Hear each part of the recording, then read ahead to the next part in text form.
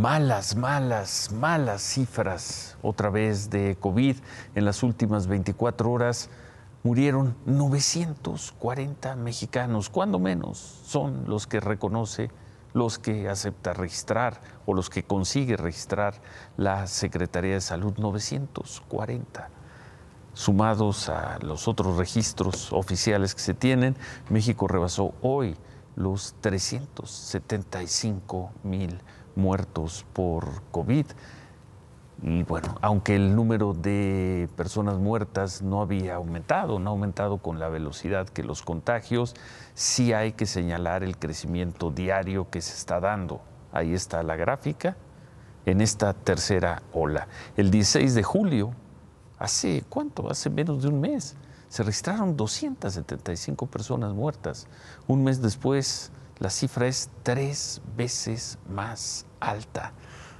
Hace mucho, desde principios de año, que no veíamos una cifra tan alta reconocida por la Secretaría de Salud de mexicanos muertos por COVID. Sobre los contagios, hoy otra vez se rompió la marca de contagios en un registro de 24 horas.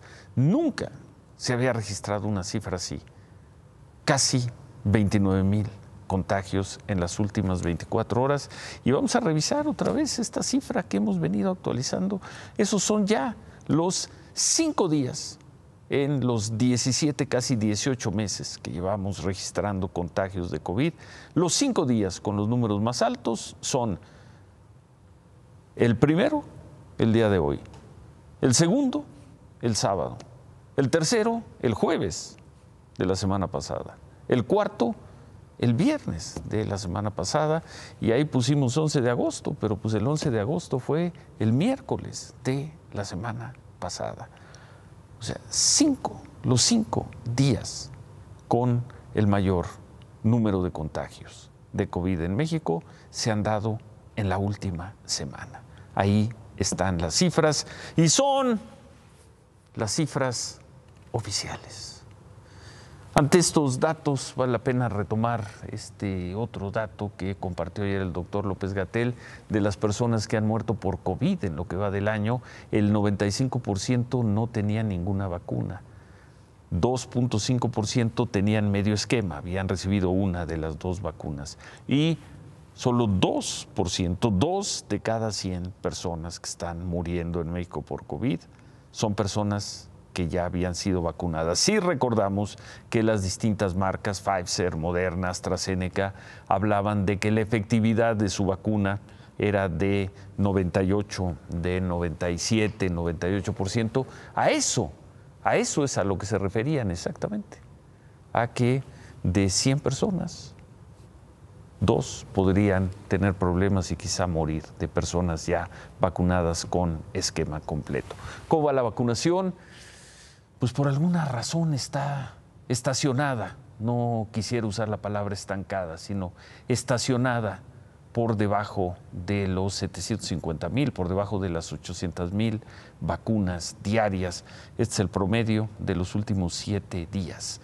No se regresa a los ritmos y a los niveles de más de 800,000, casi 900,000 vacunas diarias que teníamos hace 3 semanas. Hoy comenzó, por cierto, el programa de vacunación transfronterizo que promueve el gobernador electo de Nuevo León, Samuel García, con mucho éxito.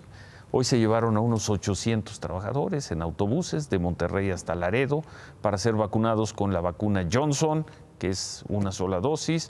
Autobuses, los ven, iban custodiados por el Ejército, la Guardia Nacional, la Fuerza Civil.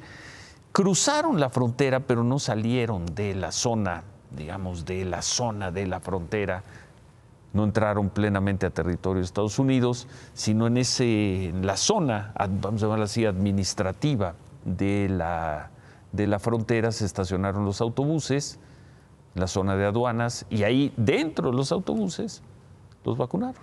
Samuel García informó que hasta el momento tienen garantizadas 25,000 vacunas que se irán aplicando en viajes de 1,000 trabajadores al día. También fue vacunado, como veíamos, Samuel García y su esposa. Y además de este hecho, que sin duda pues llamó mucho la atención, que es muy difícil de criticar, hay que subrayar que al igual que lo hizo el presidente López Obrador después de ganar las elecciones en julio del 2018.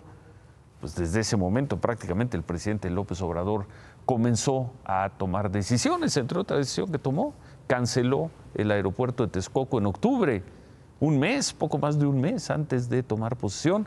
Pues Samuel García está haciendo lo propio. Él toma posesión hasta octubre, pero ya está decidiendo, y no solo decidiendo, ya está encabezando este tipo de acciones. Esta mañana, regresando al tema del COVID, la COFEPRIS ya autorizó plenamente el uso de emergencia de la vacuna Moderna.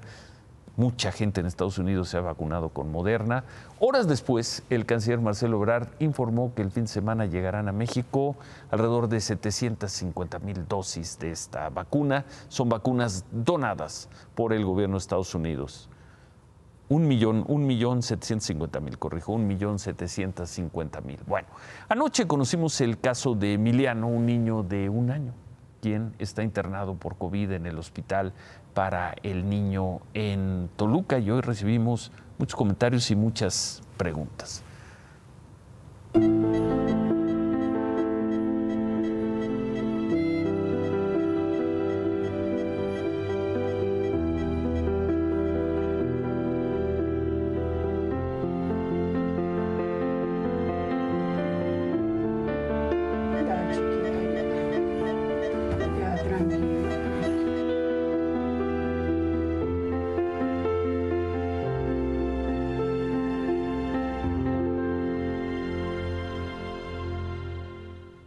Las imágenes de anoche, y a lo largo del día nos preguntaron que cómo seguía Emiliano. Bueno, información, esta es información de hace 1 hora, se mantiene en la unidad de terapia intensiva pediátrica del hospital, su estado se sigue reportando como grave, tiene ventilación mecánica asistida, nos reportan que tiene parámetros altos de ventilación y está recibiendo medicamento para mejorar el funcionamiento de su corazón. Está siendo permanentemente atendido por el personal de salud de este hospital para el niño en Toluca. Ojalá salga adelante. Aquí estoy para dar la cara en el momento en que sea requerido por un juez de control. Ahí estaré. Ahí estaré, nos dijo el jueves de la semana pasada el diputado Saúl Huerta, acusado, como lo hemos dicho en reiteradas ocasiones, acusado de abuso sexual a un menor de edad, y parece que cumplirá su palabra y que la va a cumplir mañana mismo, que mañana se entrega el diputado Saúl Huerta. Hablamos con la fiscal de delitos sexuales para llegar a este convenio. El diputado Huerta, como lo habíamos adelantado, se va a presentar el día de mañana en un horario abierto que solamente está reservado para conocimiento de la fiscalía y nosotros como abogados. La orden de aprehensión se dará por una presentación voluntaria. Como lo ha adelantado desde hace 1 semana el diputado, los inocentes no huyen y dará la cara de frente por su propio pie. La custodia quedará a cargo de la Policía de Investigación, pero será por su propio pie. Se tiene que garantizar el estado de salud previamente al ingreso a algún penal o al juzgado de control. Los abogados nos informaron también que mañana mismo se llevaría a cabo la primera audiencia ante el juez de control. Ahí rendiría cuentas por la acusación que le hace la Fiscalía de la Ciudad de México por supuesto abuso sexual y violación de un menor de 15 años. En todo momento los abogados nos dijeron que van a buscar que se garantice la seguridad física de Saúl Huerta en el reclusorio al que lo lleven. Pero todo indica que mañana sí se entrega el diputado Saúl Huerta. Kimberly, buenas noches. Buenas noches, Ciro. Y hablando precisamente de casos sonados de agresiones, en marzo del año pasado dimos especial seguimiento a las denuncias por agresión en contra del futbolista Renato Ibarra. Denuncias que hizo su esposa, quien luego desistió. En ese entonces el Club América los separó, según dijo, de manera definitiva del equipo. Hoy Renato Ibarra regresó a la América. Esta noche, ahí está, en la banca del estadio de Ciudad Juárez. Con permiso. No va a decir nada, por favor, permítanos la salida. Este tumulto alrededor del futbolista Renato Ibarra en marzo del 2020 no fue provocado por aficionados. Los micrófonos buscaban un comentario del ecuatoriano luego de que pasó 7 días en el reclusorio Oriente tras una fugaz acusación por tentativa de feminicidio y tentativa de aborto. ¿Quién lo acusó? Su propia esposa, Lucely Estefanía Chalá García, quien presentó una declaración escrita a mano en la cama de un hospital de la Ciudad de México, donde tuvo que ser trasladada luego de la agresión que asegura sufrió a mano de su esposo y 4 de sus familiares. Este fue el momento en que policías de la Ciudad de México forcejearon con el futbolista Renato Ibarra y sus familiares para evitar su detención. Era jueves 5 de marzo del 2020. La esposa del jugador pidió a los policías que intervinieran luego de que aseguró la agredió físicamente. El futbolista fue detenido y luego de 7 días de prisión preventiva, su esposa le otorgó el perdón. Hoy la vida parece darle una segunda oportunidad a su carrera como futbolista. El Club América, donde jugaba al momento de la agresión, anunció que dadas las bajas que tiene, volverá a registrar a Renato Ibarra en el equipo. Y aclara, Ibarra ha solucionado sus problemas familiares y no tiene cargos ni condenas pendientes. Además, fue capacitado en materia de equidad de género en el Centro Especializado para la Erradicación de Conductas Violentas hacia las Mujeres. Renato Ibarra regresa al América, club que espera que el siguiente tumulto alrededor de su jugador sea por pegarle bien a la pelota.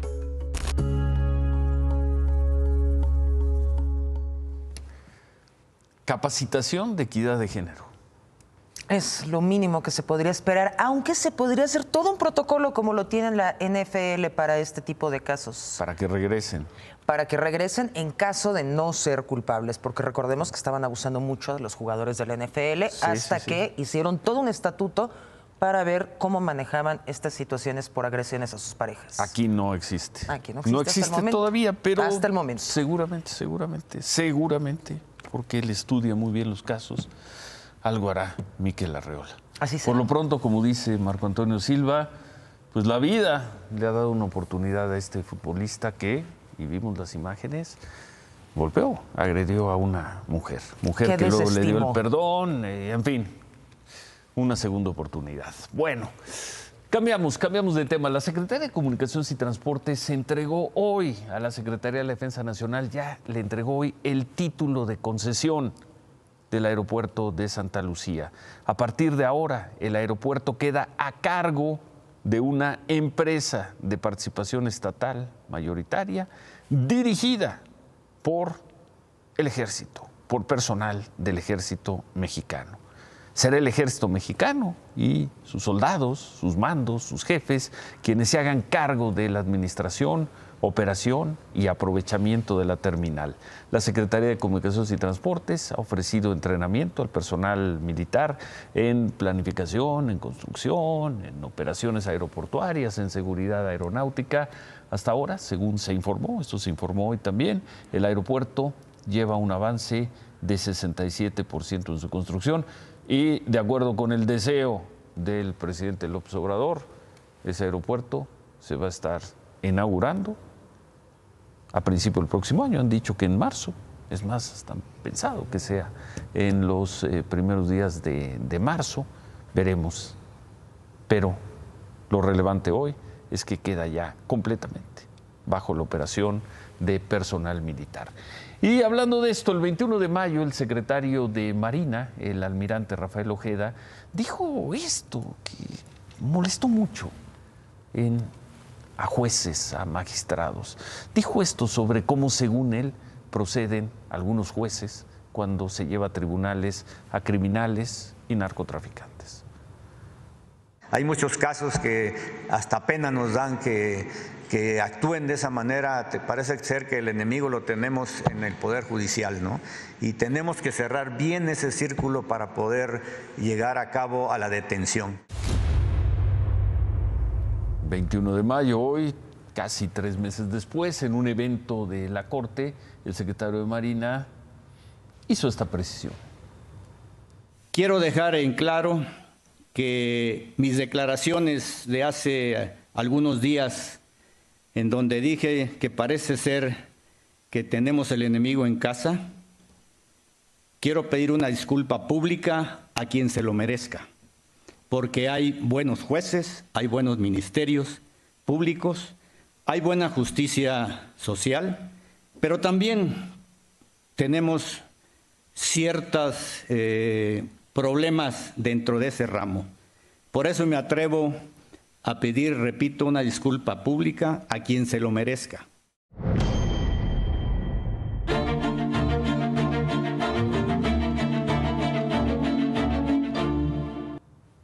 Vamos a ver esta crónica de Ivonne Melgar. No es una crónica de humor, esto se vivió hoy. Hoy el presidente del Senado, Eduardo Ramírez, hoy se convocó a una sesión para tratar de que haya un periodo extraordinario para que se apruebe los reglamentos de la consulta de revocación de mandato que tendría lugar el próximo año. Bueno, hoy se suponía que Morena y sus aliados tendrían los votos, pero ocurrió esto. Se emitieron un total de 35 votos, de los cuales 23 votos a favor, 12 votos en contra. En consecuencia, se advierte que no existen las 2/3 partes que nos solicita el reglamento. Presidente.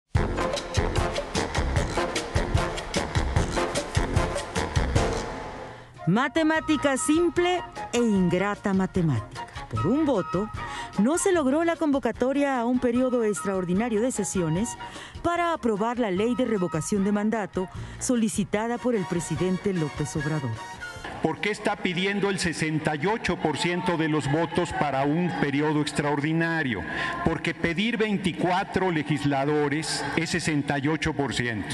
Nosotros con 23 votos tenemos prácticamente los 2/3. Representantes de Morena y PT solicitaron un redondeo. Alegaron que si alguna vez se detuvo el reloj parlamentario, ¿por qué no perdonar ahora unas décimas faltantes? Nos dicen, señor presidente, que votaron 24, me habían dicho que 24, dijeron que...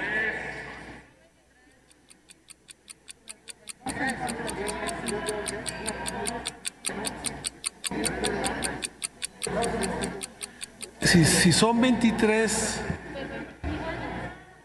con 23.1%, 23.1%, son 66%, son las 2/3 partes. Voy a decir que faltó una décima. Se tuvo una votación que implica 23.1 y el criterio es que cuando abajo del 0.5% se da ese criterio, se toma como válido en beneficio de lo que la mayoría determina. Tenemos decimales a nuestro favor, que las matemáticas y la física sirvan a los ciudadanos, a las ciudadanas de este país. La oposición defendió las décimas del veto. Pero les fallan las matemáticas, lo humano no se puede fragmentar en decimales. No se alcanzaron las 2/3 partes. Es falso que las personas se puedan dividir o ser partidas o mutiladas. Los seres humanos no nos podemos fragmentar en 0.2, 0.3, 0.5. Y aquí no estamos en la escuelita de que si el maestro es barco, 65 sube a 7 y si es perro el maestro baja a 6. Ante la negativa, Morena evocó el trauma electoral de 2006 y exigió una rectificación.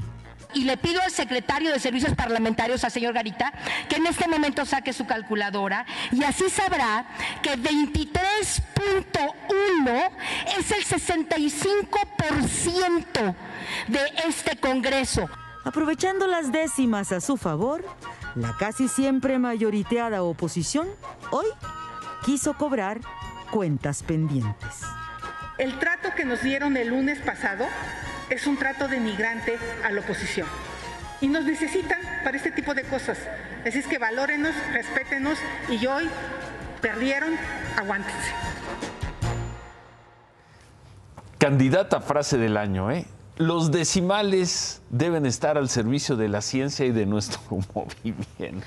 Y mañana les pueden regalar ábacos a cada uno de ellos, ¿no? Para que los tengan ahí. Muchas joyas hay en esta nota. Sí, si es .1, súbanlo a .5, súbanlo, redondéenlo y conseguimos la mayoría. Así de fácil y rápido. Por eso decíamos que no era una crónica de humor. Ahora, ¿qué pasó después? Hace unos momentos el propio presidente del Senado, Eduardo Ramírez, convocó para mañana al mediodía, a una nueva sesión, así es que quizá mañana tengamos otra crónica. Bueno, a ver si mañana le salen las cuentas, a una nueva sesión de la Comisión Permanente para tratar de volver a poner a discusión si se convoca o no un periodo extraordinario en el Congreso.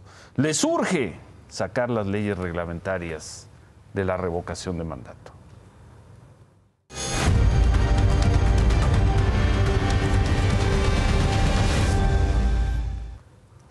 Y bueno, hoy el canciller Marcelo Ebrard informó que México comenzó a procesar las primeras solicitudes de refugio de ciudadanos afganos, es decir, de ciudadanos de ese país que quieren abandonarlo tras el regreso de los talibanes. De acuerdo con el canciller, esas solicitudes de refugio vienen particularmente de mujeres y niñas que lo han solicitado. Este trámite se realiza a través de la Embajada de México en Irán. Mientras tanto, el Departamento de Estado de Estados Unidos actualizó su alerta de seguridad con información dirigida a sus ciudadanos que están en Kabul. El gobierno de Estados Unidos no puede asegurar el paso seguro al aeropuerto internacional. El Pentágono dijo que buscan la forma de crear un paso seguro para los estadounidenses en Kabul, la capital afgana. El mismo gobierno de Estados Unidos calcula que hay 10,000 de sus ciudadanos ahí en Afganistán. Hoy el presidente Biden habló de esto en una entrevista con la cadena ABC.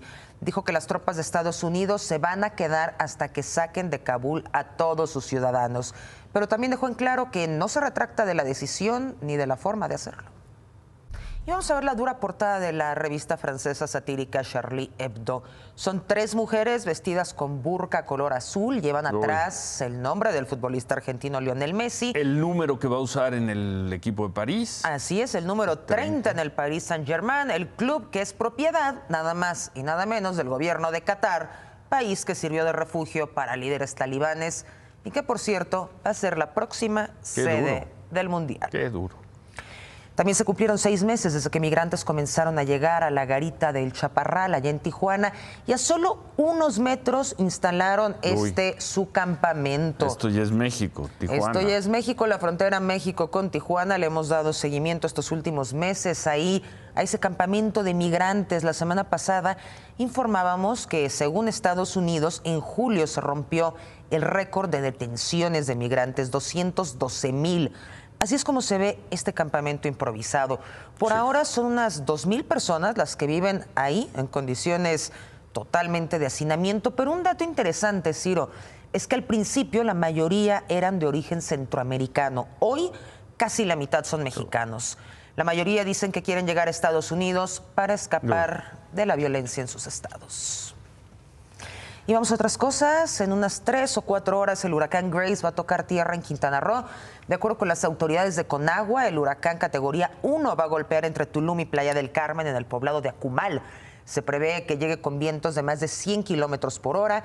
El huracán va a afectar Quintana Roo, Yucatán y Campeche. Esta noche las lluvias ya comenzaron en la parte norte de Quintana Roo. Y el gobierno de Quintana Roo informó que en la zona costera de Tulum ya se han evacuado unas 125 personas, turistas, habitantes del lugar. Estas personas fueron trasladados por elementos del ejército a diversos refugios que se instalaron. Y justo en Tulum, restauranteros y hoteleros se preparan así para recibir al huracán. Colocan tablones en sus negocios para evitar que los fuertes vientos rompan los cristales, rompan sus negocios. Hoy el gobernador del estado informó que todas las actividades en Tulum, Playa del Carmen, Felipe Carrillo Puerto, Cozumel y Cancún se van a suspender hasta que pase el huracán. Y hasta el momento, de acuerdo con el gobernador, ya se han cancelado 125 vuelos a Cancún. En el norte de Quintana Roo, la alerta se encuentra en rojo, por lo que las autoridades fueron enfáticas con la población para que no salgan de sus casas. En todo Yucatán también se suspendieron actividades laborales no esenciales para Mucha mañana. suerte allá en la península de Yucatán. Así es, Ciro, y vamos a cambiar de tema porque el miércoles pasado el presidente López Obrador propuso que los 12,000 millones de dólares que el Fondo Monetario Internacional otorgará a México la próxima semana para complementar las reservas internacionales, que es una partida denominada Derechos Especiales de Giro. Recordarás que dijo que se podrían destinar para pagar la deuda. El presidente dijo para pagarlo de manera anticipada. Esa tarde, el subgobernador, como dices, Gerardo Esquivel, le contestó con este tuit: los derechos comerciales de giro no son una moneda, son un activo de reserva. En México, por mandato de ley, los activos de reserva internacional no se pueden usar para pagar deuda. Es decir, que el gobierno no puede utilizar ese dinero para pagar la deuda. Pues hoy temprano el presidente López Obrador insistió en su propuesta y así fue como se refirió a Gerardo Esquivel. Sí, llegan 12,000 millones de dólares más al Banco de México. ¿Por qué no se utiliza ese dinero para pagar deuda? Y nos ahorramos intereses. Estaba yo viendo a Gerardo Esquivel, que ya se volvió ultra tecnócrata, diciendo no se puede lo que plantea el presidente. No se puede porque no se quiere, porque, con todo respeto, son muy cuadrados. Otra frase del día, ¿no? Con todo respeto, son muy cuadrados. Y un ultra tecnócrata. Gerardo Esquivel contestó, por supuesto, contestó en un tuit a manera de respuesta y puso: en democracia el disenso no siempre es confrontación, la deliberación pública siempre será bienvenida. Gracias, Kimberly. Antes de irme, te tengo un dato muy rápido. Se giró orden de aprehensión en contra de Luis Ernesto Derbez, el rector de la Universidad de las Américas en Puebla, ex canciller en México, y también otros miembros del cuerpo directivo de la universidad. Así es. Es la tercera. Los acusan por el supuesto delito de fraude en prejuicio de la universidad. El daño se estima en más de 100 millones de pesos, supuestamente.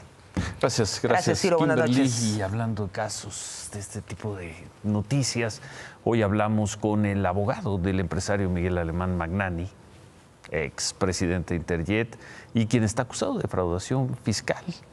Y también tiene una ficha roja para que sea detenido en cualquier lugar del mundo. Sin embargo, su abogado, el abogado Javier Mondragón, asegura que va a ser muy difícil que México consiga la extradición de Miguel Alemán Magnani. No puede ser extraditado por más ficha roja que exista. No puede ser extraditado, pero pueden llevar elementos para que los determine un juez francés si considera que se cometió algún delito. Y si efectivamente el señor Alemán cometió un delito y se le sancione en Francia conforme a las leyes francesas. No procede la extradición. Lo que procede es la sanción en el país de que se trate. Pues sí, así es esto. El presidente López Obrador recibe un espaldarazo de donde quizá menos lo esperaba. Volvemos con eso también. A veces los apoyos llegan de donde menos se esperan. Un grupo numeroso, plural, distinguido de maestros, directores, propietarios de escuelas privadas se suman con rotundidad al llamado de regresar a las aulas el 30 de agosto. Estamos frente a un nuevo reto. Hoy, el llamado es para ti, que estás viendo este video. Nos toca cuidarnos y cuidar de los demás. Lo que hagamos hoy definirá lo que pasará mañana. El COVID estará presente muchos meses más. Y debemos ser responsables para adaptarnos y retomar nuestra vida. Hemos estado alejados de las aulas, de forma presencial, por 17 meses. Ahora les toca a los niños y a las niñas regresar y demostrar que lo pueden hacer. Todos nos unimos por la niñez. En otros tonos, pero es exactamente lo que al presidente López Obrador le gustaría escuchar. Regresemos a los salones de clases el lunes 30 de agosto. Suerte. Se quedan con ¿Qué importa? Gracias, buenas noches. Ánimo.